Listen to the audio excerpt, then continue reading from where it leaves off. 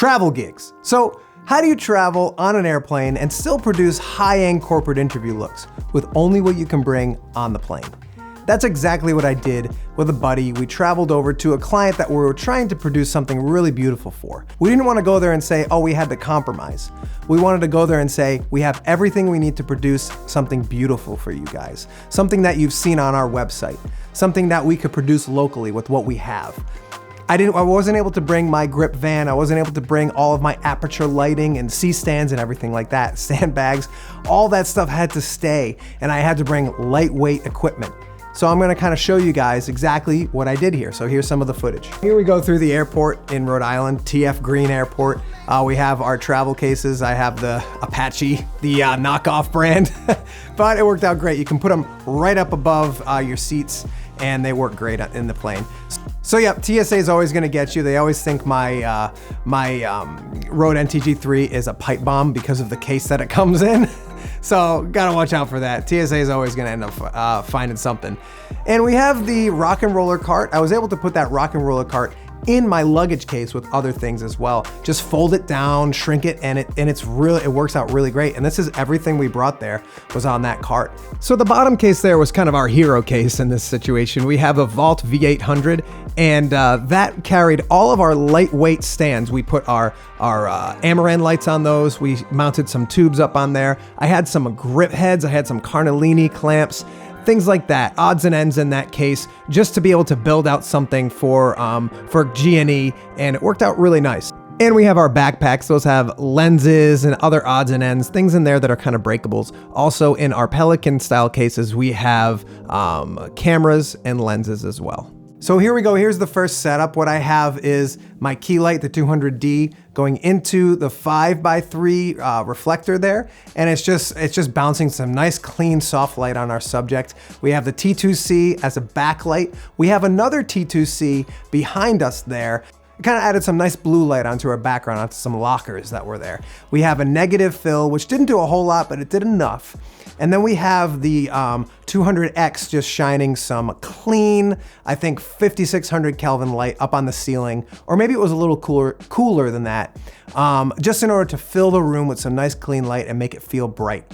The idea for this scene was to make it bright and airy and look really nice and clean. The light dome you see there is actually the Light Dome 1, the very first version, because you can flatten that out. It's not big at all, and it takes up barely any space in your case. And here is a water bag, which acts as a sandbag. So I brought a bunch of them to this location. You can just fill them up with water, dump them out when you're done. You put them on your lightweight stands and they work awesome. Here's the 200D as our key light. This worked out great. Again, just bouncing off that 5x3. Here's our 200X just going onto the ceiling there. We have our backlight that's shining on those lockers I was talking about. So this added a nice feel in the back there. And there's our hair light, just set probably to around 5600 Kelvin. And here's the FX9. I love this camera. I think this camera is awesome. It produces a great image. This monitor is absolutely phenomenal. If you don't have a big monitor or even a small HD monitor, I would suggest you get one. You're gonna be shocked by how much you need it. You find out that you actually need the monitor and how much it enhances your workflow. False color on there helps you to really produce something great.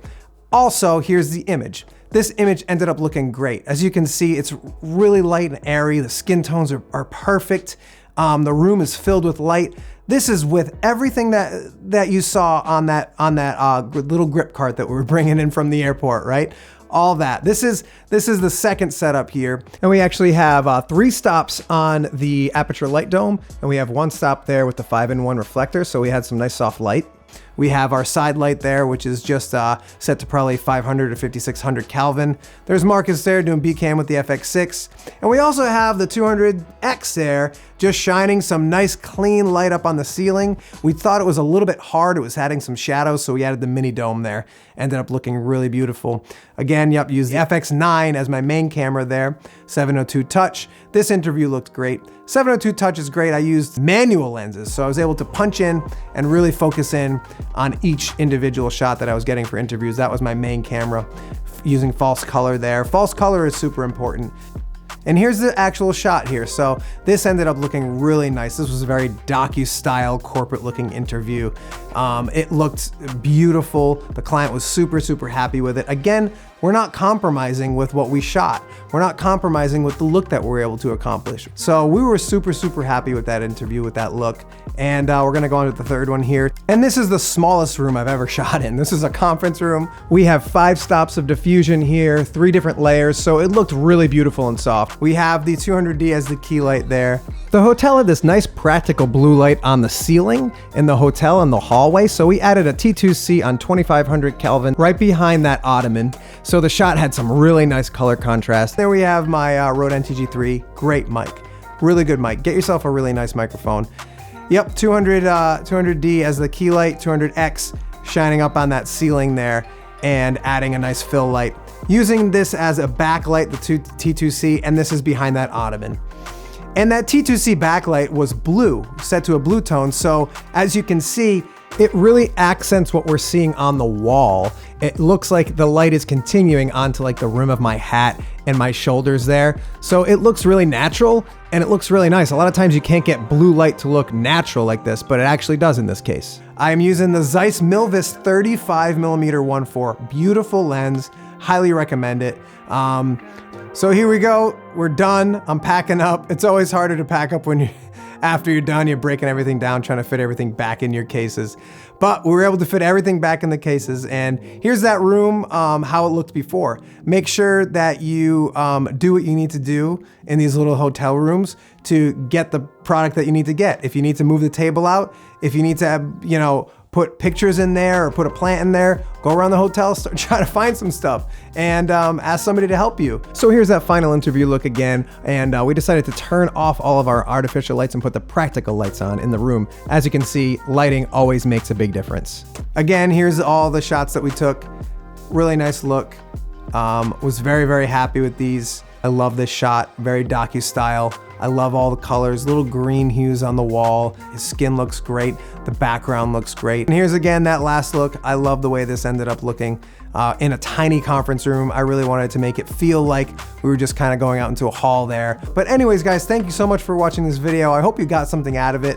I was actually just watching the video that I produced on a teleprompter and just talking about it. So it was probably a little bit fast paced. I am a little bit fast paced of a person anyways. So I hope you guys are okay with that. But so I think the key there is that I traveled with a lot of lightweight stuff. Lightweight stands with water bags that I was able to fill up on site, put them on the stands so they're not gonna fall over. Cause yeah, those stands can get a little sketchy. Those little lightweight stands, you're putting lights, you're putting boom poles on them, and you wanna load those things up with water bags.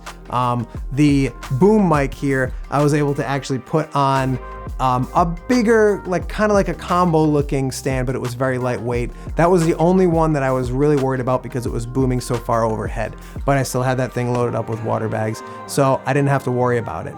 And that was the key, lightweight stands, the 200 series Amaran lights put in a backpack.